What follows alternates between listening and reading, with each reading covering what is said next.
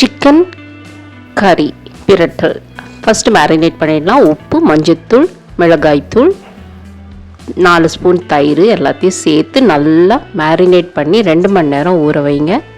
ஒரு வாண்டியில் எண்ணெய் 1 ஸ்பூன் சேர்த்து காஞ்சி மிளகாய் தேவையானது சேர்த்து வாசனை பொருட்கள்லாம் வறுத்து 1 ஸ்பூன் தனியா, 10 பூண்டு பல், ஒரு 15 சாம்பார் வெங்காயம், 1 ஸ்பூன் ஜீரகம், 1 ஸ்பூன் சோம்பு, 1 ஸ்பூன் மிளகு, ஒரு அரை ஸ்பூன் அரிசி, ஒரு கைப்பிடி கருவேப்பிலை எல்லாத்தையும் வதக்கி அதில் கொஞ்சம் இஞ்சும் சேர்த்து நல்லா அரைச்சி விழுதாக வச்சுக்கோங்க. ஒரு வாண்டியில் சோம்பு பட்டை தாளிச்சிட்டு வெங்காயம், கருவேப்பிலை, தக்காளி பழம் எல்லாம் போட்டு நல்லா வதங்கி மேரினேட்டட் சிக்கன் போட்டு அளவாக தண்ணி சேர்த்து உப்பு காரம்லாம் செக் பண்ணி பார்த்துட்டு இந்த அரைச்ச விழுது அதில் சேர்த்து நல்லா ஒரு 10 நிமிஷம் நல்லா சிம்மர் பண்ணி வேக வச்சுட்டு தேங்காய், கசகசா, முந்திரி எல்லாம் அரைச்சி அதில் சேர்த்து கொத்தமல்லி தூவி பரிமாறுங்க.